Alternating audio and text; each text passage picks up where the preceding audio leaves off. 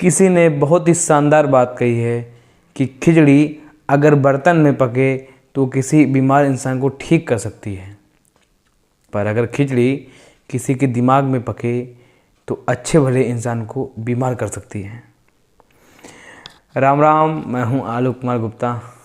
एक कहानी बताता हूं। एक बार एक आश्रम में 30 शिष्य रह रहे होते हैं।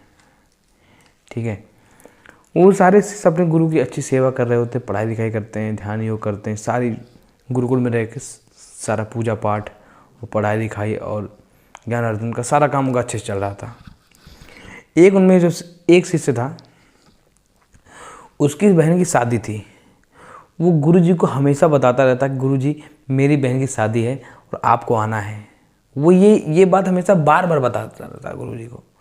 उसका बताने का एक ही उद्देश्य था, वो गुरुजी को बताना चाहता था कि गुरुजी मेरी बहन की शादी है, आपको शादी में आना है। तो उससे क्या होगा, जब गुरुजी वहाँ आश्रम में चढ़ावा आता था, जो वहाँ चढ़ावा आता था तो उसको ये उम्मीद थी कि गुरुजी कुछ मदद कर देंगे, ऐसा वो बताता रहता। जब समय बिल्कुल ही करीब आ गया तो उसने गुरुजी से कहा, गुरुजी जब 2 दिन रह गए तो बताना शुरू किया। जब फाइनल डे आ गया जिस दिन उसको जाना था, तो उसने गुरुजी से बोला, गुरुजी मेरी बहन की शादी है, अब मुझे निकलना पड़ेगा, अब मुझे जाना है, तो आपसे आखिरी आज्ञा लेने आया हूँ। गुरुजी आज्ञा दे दीजिए, तुम चले जाएं। तो गुरुजी बोलते ठीक है चले जाओ। वो ये सोच कर आया था गुरुजी से आखिरी बार मिलने कि गुरुजी फिर मदद कर देंगे। तो गुरुजी ने उस मदद के बारे में बात ही नहीं करी। गुरुजी ने बोला ठीक है आओ। तो गुरुजी उसको 5 अनार देते हैं और साथ में 2 शिष्य और भेजते हैं, साथ में 3 लोग को भेजते हैं, एक वो 2 साथ में और, कि तुम जाओ इनकी शादी में अच्छे से मदद करना, सारा काम करवाना, शादी में सब काम देख रेख करना। गुरुजी उनको जो है तीनों को भेज देते हैं। अभी चल पड़ते हैं तीनों। जो ये शिष्य था जिसकी बहन की शादी थी, ये रास्ते में चलते चलते क्या बोल रहा है कि बताओ यार, गुरुजी ने मेरे साथ कितना गलत किया, मैंने गुरुजी की इतनी सेवा करी, आज जब मेरे बुरे दिन आए हैं, आज जब मुझे मदद की ज़रूरत है तो गुरुजी ने बताओ कोई मदद ही नहीं करी, 5 अनार दिए हैं, बताओ ऐसा कहीं होता है क्या। ये सारा तर्क वितर्क करते हुए वो लोग आपस में जा रहे थे। ये जो था ये बड़ा ही मंत्री बनता था, इसको ये दिमाग में खुरापंती चलती रहती थी कि गुरुजी ने मदद नहीं करी। तो उसके दिमाग में ये धारणा बैठ गई थी कि गुरुजी ने मेरी मदद नहीं करी, मेरी आज बहन की शादी है, गुरुजी को पता है मेरे घर में धन नहीं है, हम लोग बहुत ही गरीब है, लेकिन आज गुरुजी ने मेरी मदद नहीं करी। ये सारी बातें वो सोचते हुए जा रहे थे कि रास्ते में जब जा रहे होते तो एक रेगिस्तान जंगल पड़ता है, रेगिस्तान पड़ता है। वहाँ पे वहाँ का जो राजा था, उसके राज्य के जो सिपाही थे राजा के, वो सब वहाँ भीड़ लगाए खड़े थे और वहाँ रोक रोक के लोगों को पूछ रहे थे कि आपके पास अनार है क्या, आपके पास अनार है क्या, किसी के पास अनार है तो हमें दे दीजिए। तो बोलता क्यों भैया, बोले हमारे राज्य में अनार उगता नहीं है और जो हमारे राजा की बेटी है उसकी तबीयत ही बहुत ही ख़राब है और वैद्य जी ने कहा है कि अगर उस दवाई को, उस औषधि को अनार के साथ दिया जाएगा तो बहुत ही जल्दी उसका फ़ायदा होगा, उसको अनार के साथ ही दिया जाना है। तो हमारे राज्य में अनार नहीं है, तो राजा ने ऐसे लोगों को ढूंढना शुरू किया जिनके पास अनार हो। अब इनके पास 5 अनार थे, तो बोले हाँ हाँ मेरे पास अनार है। जो शिष्य था ये 5 अनार जो है लेकर राजा के राज दरबार पहुँचता है और राजा के हाथ में सौंपता है और हाथ जोड़ के खड़ा रहता है। फिर राजा जो है इसकी बात जब अनार पाता है और खुश हो जाता है कि अनार मिल गया, और भेज देता है वैद्य जी के पास। अनार जो है इनका सिपाही वैद्य जी के पास लेकर जाता है और उसके बाद वैद्य जी राजा की बेटी को वो औषधि देते हैं, तो उसकी बेटी कुछ ही क्षणों में उसको आराम होने लग जाता है, वो थोड़े टाइम में सही हो जाती है। तब तक ये बैठ के बढ़िया राजमहल में चाय नाश्ता पानी कर रहे होते हैं, क्योंकि राजा का आदेश था भाई, तो सेवा तो होनी है। उसके बाद जब उसकी बेटी ठीक हो गई, खबर आई कि राजा जी आपकी बेटी तो बहुत ही स्वस्थ हो गई है।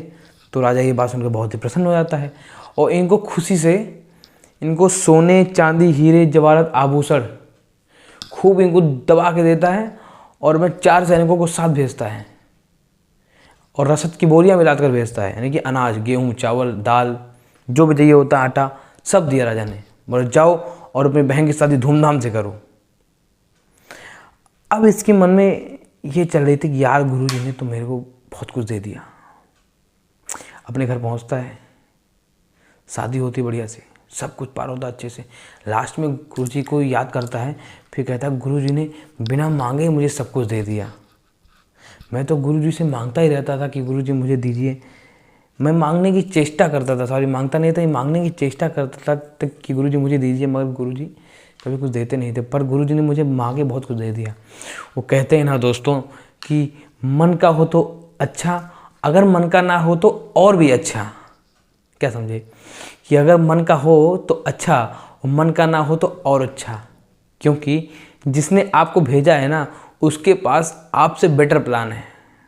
आपके पास हो सकता है बेटर प्लान हो, पर उसके पास बेस्ट प्लान है।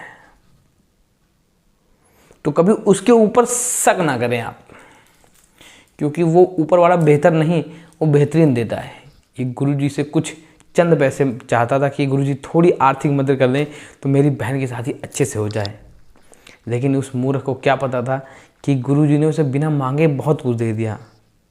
तो दोस्तों कभी भी उस ऊपर वाले पर शक ना करें, हमेशा उस पर विश्वास रखें। बिहारी जी की कृपा रही तो सब काम बहुत बेहतरीन होगा, है ना।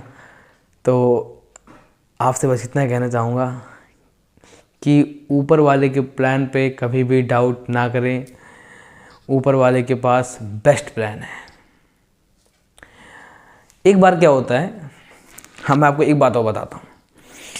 एक बार जब महाभारत का युद्ध चल रहा होता है तो भगवान कृष्ण जो है अर्जुन के सारथी बने हुए थे, और अर्जुन जो है किसी बात को लेकर चिंतित था, और भगवान बहुत जोर जोर से हंस रहे थे, ठहाके लगा के भगवान कृष्ण। तो अर्जुन ने फिर सारथी से कहा, माधव मैं यहाँ इतनी विपत्ति में हूँ, मैं परेशानी में हूँ, आप जो है हंस रहे हैं, ऐसा क्यों? आप मेरा उपहास उड़ा रहे हैं। तो भगवान कृष्ण अर्जुन से कहते हैं कि अर्जुन तुम अपने वर्तमान को देखकर रो रहे हो, तुम अपने वर्तमान को देखकर अभी रो रहे हो, लेकिन मैं तुम्हारे आने वाले भविष्य को देखकर हंस रहा हूँ, क्योंकि तुम्हारा आने वाला भविष्य बहुत ही उज्जवल है। मैं वो देख पा रहा हूँ जो अभी घटित भी नहीं हुआ है, जिसका कहीं कोई जिक्र नहीं है। अर्जुन मैं वो देख रहा हूँ जिसका कहीं कोई जिक्र नहीं है। मैं तुम्हारा भविष्य देख रहा हूँ कि तुम्हारा भविष्य कितना शानदार है। तुमको अपना वर्तमान दिख रहा है, बट मुझे तुम्हारा वो उज्जवल भविष्य दिख रहा है, इसलिए मैं उज्जवल भविष्य को देख के तुम्हारे बहुत ही प्रसन्न हूँ, बहुत ही खुश हूँ और ठहाके लगा के हंस रहा हूँ। तो साथियों कहने का बस इतना सा मतलब है कि कभी भी ऊपर वाले के प्लान पे डाउट ना करें, बस अपना प्रयास लगातार करते रहें, अपने प्रयास में कभी भी कमी ना छोड़ें, और नए नए आइडियाज़, नए नए अपॉर्चुनिटी को देखते रहें। बी ए ओपन माइंडेड पर्सन।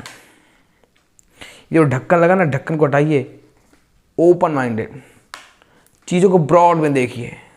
बहुत ही चीज़ें शानदार चल रही हैं आसपास, बस हमको उसको पकड़ना है। एक बात आप जानते हैं कि यूनिवर्स हमेशा सिग्नल देता है, हमको सिग्नल को पकड़ना है। ये टॉपिक है, ये बहुत ही वास्ट है, बट मैं आपको छोटा सा एग्जांपल देता हूँ, छोटी सी बात बताता हूँ। एग्जांपल तो बहुत लंबा हो जाएगा। ऊपर वाला सिग्नल देता है, यूनिवर्स ये सिग्नल देता है, आपको उस सिग्नल को पकड़ना है। इसके लिए अपने दिमाग को खुला रखना होगा, पॉसिबिलिटीज़ को ग्रैब करने की कैपेसिटी अपने अंदर बनानी होगी कि जी अनलिमिटेड पॉसिबिलिटीज़ है ना, इनको ग्रैब कैसे करें, अपने को इस हिसाब से अपने माइंड को ट्रेन करना है। तो ये बहुत ही लंबा प्रोसेस, बहुत ही वास्ट प्रोसेस है, तो मैं इस पर जाऊँगा नहीं। इसके बारे में कभी अगले दिन बात करूँगा मैं, क्योंकि ये मेरा फेवरेट टॉपिक है, मैं कभी इस पर बात करूँगा। तो दोस्तों फिर इस बात को मैं तीसरी बार कह रहा हूँ कि कभी भी ऊपर वाले के प्लान पे डाउट ना करें। He has the best plan for you. Ram Ram. उम्मीद करता हूँ सब बहुत बढ़िया होंगे। हंसते रहें, मुस्कुराते रहें, अपने आसपास साफ सफाई बनाए रखें, ऐसा कबीर शर्मा बोलता है ना। तो दोस्तों मेरी मूछें बड़ी बड़ी हो जा रही हैं, सावन में बाल कटाने नहीं है, तो मैं बाबा बन जाऊँगा अभी 1 महीने में पूरा। मम्मी ने मना किया, बाल कटाना नहीं है सावन पर, लेकिन दाढ़ी मेरी बड़ी बड़ी सी। नमस्कार, राम राम।